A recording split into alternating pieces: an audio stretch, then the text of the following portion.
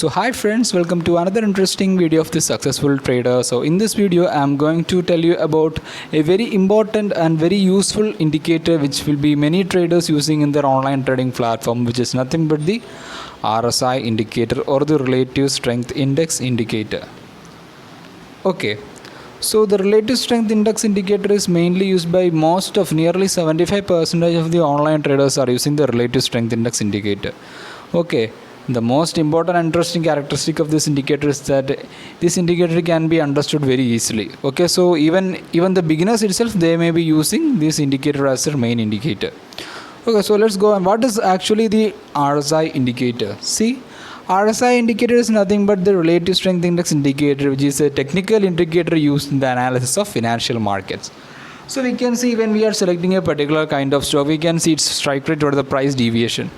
This price deviation can be seen in the form of a particular momentum oscillating kind of indicator, and that is known as the relative strength index indicator. And this oscillation will take place within a value ranging from 0 to 100, and within the 0 to 100 we can always say two different kinds of reference points in order to indicate the two different kinds of marketing situations when the RSI reaches above or beyond these lines. Okay, so these references can be set at a value of 30 or below and 70 or above. Okay, so if the particular relative strength value lies below 30, then we can say that the marketing condition is oversold. Okay, so in such cases we can always go for a call option. On the other side, if the relative strength goes beyond 70, we can say that the marketing condition of a particular stock is overbought. Okay, so in such situations we can always go for a put option. So this is actually what we are getting from the RSI indicator. Okay, so next, so how can we calculate the RSI, or what is the relative strength, or how can this relative strength be calculated? See, relative strength can be calculated using a simple mathematical equation. See, what is that equation? The relative strength index is equal to 100 minus 100 divided by 1 plus average gain by average loss. So average gain is equal to the percentage rise within a total time frame divided by that particular time frame, and the average loss will be the percentage fall within that time frame divided by the total time frame. Okay, so what is actually the time frame? The RSI time frame is nothing but that particular period of time in which we need to calculate the relative strength. So if you are giving the relative strength of 7, then they will be showing the detailed information of the price variations for the last 7 days, and they will be showing how much percentage rise in the market and how much percentage fall in the market. So using this information, we will be getting a particular marketing situation where the market comes overbought and the market comes oversold. Okay, so when we select a particular kind of online trading platform and when we go for an RSI indicator, by default itself we can see the period as 14. Okay, so many of the traders are using RSI indicator within 14 days. That means 2 weeks. Okay, so the past 2 weeks, what will be the the value of the percentage rise or percentage fall divided by the input time frame? So the RSI indicator is commonly used within a period of 14 days. Okay, so that is actually meant by the RSI time frame. Okay, so if you are giving 14 as the RSI time frame, then see the equation. The average gain will be the percentage rise in the market for the last 14 days divided by the 14, and the average loss will be the percentage fall for the last 14 days in the market divided by the total input time frame, that is 14 itself. Okay, so when we will get the values of the average gain and average loss, we can simply substitute that value to the above equation, and so we will be getting the value of the relative strength index. Okay, so I hope you have understood what I have said.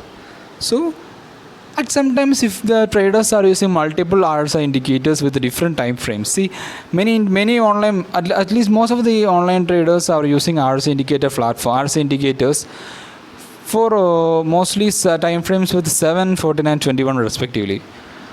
So if we are using multiple RSI indicators with different kinds of time frames, we can see that if the time frame, as far as the time frame is increasing, we won't be getting much deviations in the market or the deviations in the RSI value.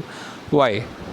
So one must always come to ask that why, when we are increasing, or why we are, as the time frame is increasing, we will be getting only less deviation in the RSI. That means the momentum, the oscillation will not be very large. Okay, it will be small, it will be oscillating at a very small rate. So one must always come to ask that why. So here's the answer. So when we increase the time frame, we will be knowing that the RSI will be showing the values for the last this much days. If you are entering 7, okay, for the last 7 days. If 14, last 14 days. If 21, the last 21 days. Okay, just consider the amount of data that it will be showing for.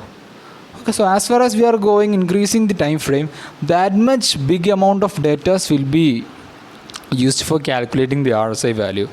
So for 7 it will be very less, for 14 somewhat more, and for 21 it will be very large, because the last 21 days means we will be getting a very large amount of data. Okay, so when we increase the time frame, the major reason is that the data becomes more and it will be less sensitive, so we will be getting only a less signals for a oversold and overbought condition. Okay, but when we are choosing an average, when we are using the time frame with 7, we will be getting a data having more sensitive. That means we will be getting only a few data, so we will be getting that a great analysis from those 7 days, and so as a result we will be getting more signals for an oversold and overbought condition. Okay, so I hope you have understood. So if you check with different kinds of time frames, we will be seeing that there will be more amount of deviation which we can see in at time frame 7, but we will be see only a less amount of oscillation at time frame 21. Okay, so see, what does the RSI tell you? So I have already said that the RSI will tell us about two different kinds of marketing situations, which is nothing but the oversold and overbought condition. The oversold can be represented or can be indicated when the RSI value comes below 30, and when the market can be said to be an overbought condition when the RSI value comes above 70. Okay, so at this particular point of marketing situations, we can definitely go for a call option if the market is oversold, and a put option when the market is overbought. Okay, and see, now I am showing you an image of a particular trade using RSI indicator. See the region in the RSI indicator where the market can be set as oversold. At that particular point of time, if we are going for a call option, just see on the graph on the upper side, we can see that the market is going upwards. Okay, similarly, just see when the market had reached the peak point of the upward side. See, at that particular point of time, we can see the RSI value is going beyond 70. So we can say that marketing condition is nearly overbought, and so as a result, if one may select the put option, then definitely he will be getting, since we can see in the market that after that particular point, the market of that particular stock is going downwards. Okay, so here we can see that I am using 3 different kinds of indicators in a particular online trading platform called Binomo. We can just evaluate on these 3 different kinds of indicators set at 3 different time frames, namely 7, 14 and 21 time frames respectively. So just see at the RSI set at time frame 7, we can see that the RSI value is fluctuating very largely, and we can see that at a particular time the market has reached at a overbought condition. See, similarly, when we are coming to the RSI 14, we can see that somewhat it has come to an overbought condition, but it haven't gone above that. But just look at the RSI 21. We can see that the relative strength line haven't gone above 80. See that? So this is what I have said earlier, that where we are increasing the time frame, we won't be getting much oscillation, or we won't be getting much deviation.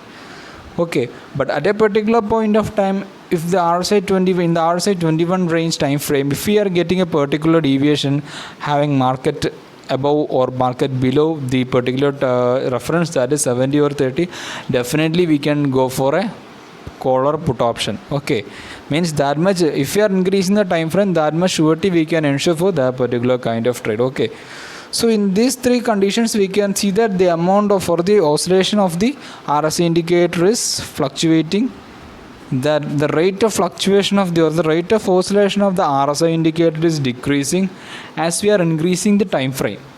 Okay, so the oscillation is inversely proportional to the increasing time frame. Okay, so I have already said that the reason why this is happening, because as far as we increase the time frame, the amount of data the relative strength to store will be more, so as a result it will be less sensitive, and so as a result we will be getting only fewer signals for a marketing condition, oversold and overbought respectively. Okay, so I hope you have understood my session. So RSI indicator is one of the most commonly used indicator.